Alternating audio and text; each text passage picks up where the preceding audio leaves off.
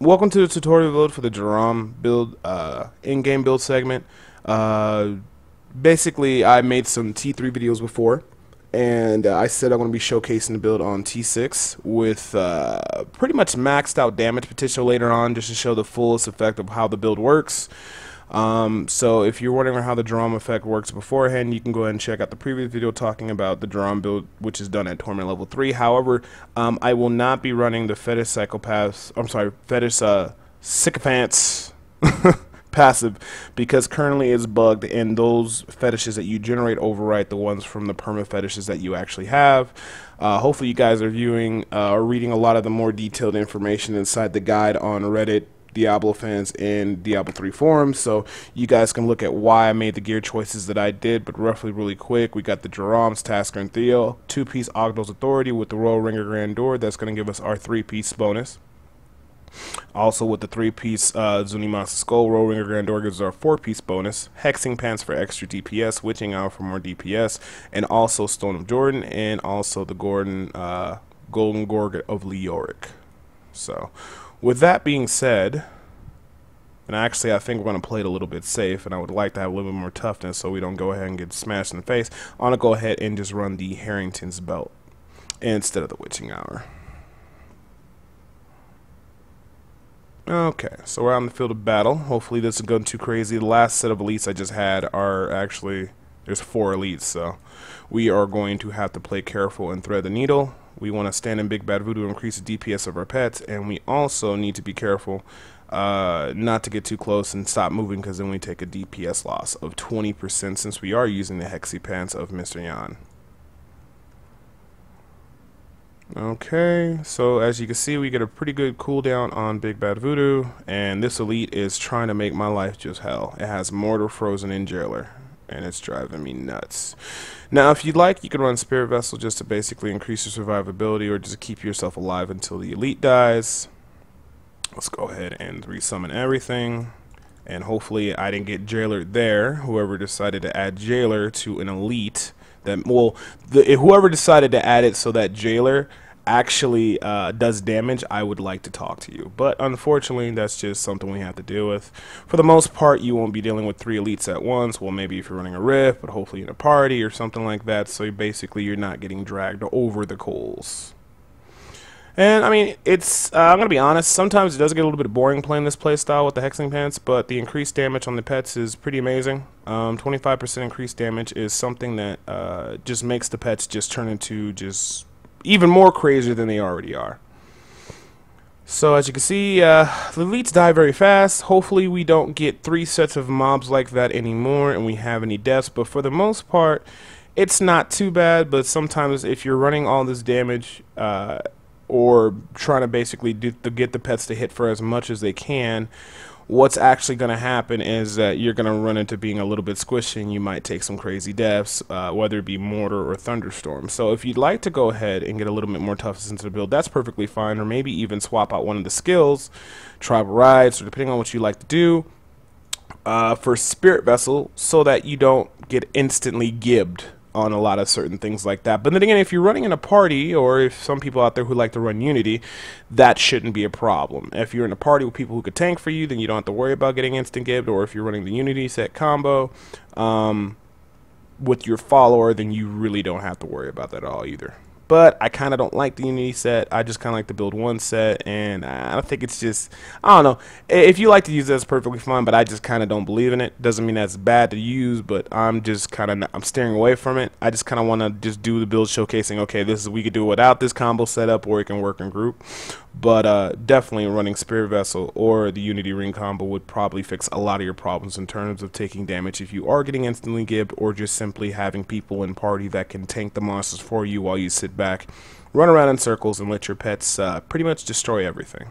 We're running this on T6 just to showcase, you know, that, see the damage potential, and basically how fast the build kills, and pretty much in-game for most builds are at T6, because there really isn't much of an in-game right now, but of course ladders are coming out soon, so that definitely be something to look forward to.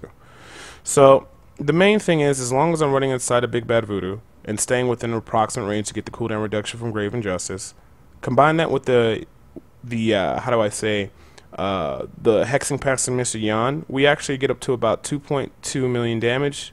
And then on top of that, if you ever use the Heritage Waist Guard, the damage just becomes astronomical, and then everything just dies on screen. Alright, let's go ahead and head over to the next area.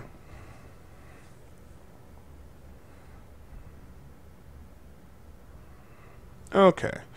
Bounty is cleanse the chest church. Clean the chest church. Clean the cursed chest. The next area. There we go. So hopefully no more shenanigans. And the cool thing about having so much cooldown reduction from the Grave Injustice, it just allows us to do a lot of things like constantly keep the Gargantuan up. And our pets kill so fast that we usually don't have to worry about coming in too much harm's way. And then plus we still have potions, we still have Spirit Walk, and we still have Grave Injustice. And now we got this event coming up. And begin the Cursed Chest event.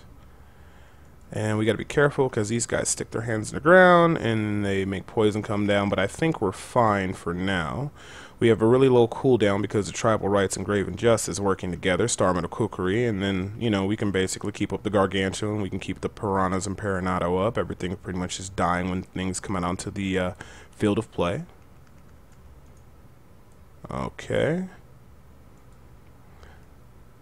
And I mean, that's pretty much about it. You just try to stay inside a Spirit Walk for the most part. With Grave Injustice and how fast your pets are keeping, for the most part, you can usually keep yourself alive pretty easily and just staying inside the Spirit Realm. So as you see, my pets are killing everything on screen. I'm casting the Big Bad Voodoo, Raffle Protector as soon as they come off cooldown, and I'm using Spirit Walk to kind of stay myself out of trouble. This is a little dangerous because it's such an enclosed area, but for the most part, you see everything is dying pretty fast there. Okay, and nothing out of the chest, and on to the next and final area. I'm not going to do a full bounty clear. I just wanted to show the build in action, the damage that it is actually doing, and what kind of in-game damage numbers are looking like. And then we're going to go over there and kill Mr. Azmodan. The only thing that's pretty unfortunate with this form of the build is that I really wish there wasn't a bug right now for Jeram, because I'd be running the Fetish Sycophant's passive, which would allow for us to have a massive amount of fetishes out on the field of play. But for what it is right now, the build still does it perfectly fine. We got good cooldown. We got good cooldown reduction, so we can spam Raffle Protector and the Fetish Army and the Big Bad Voodoo and all that good stuff. And they still deliver a lot of damage, and they still have great bursty potential. I will be doing another video in the future that just shows how to do the build with the Fetish Sycophants if you like to produce them, if you instead of using the ones from the Zunimasa pieces and what have you not. Now also, if you like to actually blend this build in with the Tall Man's Finger, it actually will work out very quite well if you want to go down that route, but you would have to give up the Saj. Not a bad option, but it does work out pretty dang well if you like to go ahead and run that. But I know some of the people out there prefer just to maximize the damage of the fetishes, so that's why I went ahead and decided to make this first video iteration of Jeram with the pets. As you can see, everything just dies very fast. Just so people can see the fetish build with only running the Zuni pieces, and some people were thinking that it was actually pretty much worthless to run Zuni, and I'm like, well, no, Zuni is still really good. You just can't maximize the damage potential by having out a ton of fetishes, because it's just currently glitched right now. And Blizzard did state that it is on the glitch list that they actually have to fix. So, you know, it sucks for now, but, I mean, when they do ever get everything fixed out and ladders come out, one of the strongest builds probably in-game will be actually having about 23 fetishes out on the field of play while running the same setup. But until then, we just gotta have to kind of make do with what we have. Alright. And looks like this will be the last area before I go ahead and get to Azmodan. And the fetishes are doing their thing. And we'll take out this Goblin Treasure Seeker. And he didn't drop anything good. That's okay. And we'll just go ahead and finish off Azmodan, and we'll just make a quick closing out on this video. I do have another video that I'm actually releasing today. It will be for the Health Tooth at T6 in-game iteration of that. And hopefully you guys enjoy that. And I'm just going to pop all my cooldowns and run around in a circle like a little ninny man. And pretty much, as you can see, he dies very quickly. There's not much Mr. Asmoden could do. So overall, I can't wait till Blizzard fixes the issue with Zunimasa and the fetishes bugging out.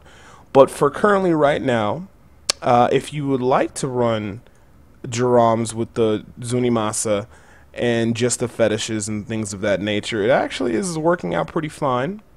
Survivability is not as much as I'd like because it does feel pretty squishy, but I just wanted to show, you know, the build running with all the high-end damage gears and stuff like that. Well, pretty much like the best in slot for each slot for the build. However, like I said, you could fix the toughness issue with running Unity, or if you're in a party where other people can give you the certain buffs like Barbarian and they're tanking for you, you shouldn't run into too many issues and what have you not. And sometimes on T6 you just run into a whole bunch of crazy elites that just cause you problems.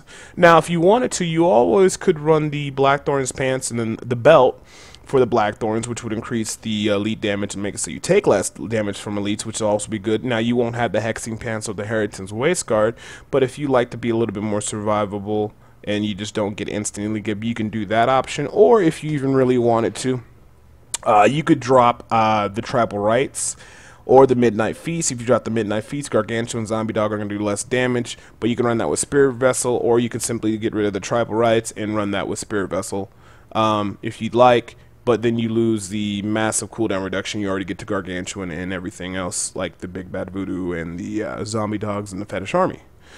But works really well in groups, works really well solo, and it kills things very quickly. The only build I think that probably rivals it is probably going to be either Jade Set or Tallman's build, realistically. But you know, if you have a physical pet build and for Jerams and you're coming up the ranks and you're figuring out what you should do or if it's worth it to get in the in-game, I think it's worth it. I think it's one of the strongest builds in the game for Witch Doctor, and I know a lot of people are actually still running it. But like I said beforehand, I know a lot of people are actually waiting for Blizzard to go ahead and fix the fetish sycophants with the Zunimasa so we can go back to having like 20 plus fetishes on the field of battle. Or if Blizzard, they might not want us to have that many. They might only want us to have 15.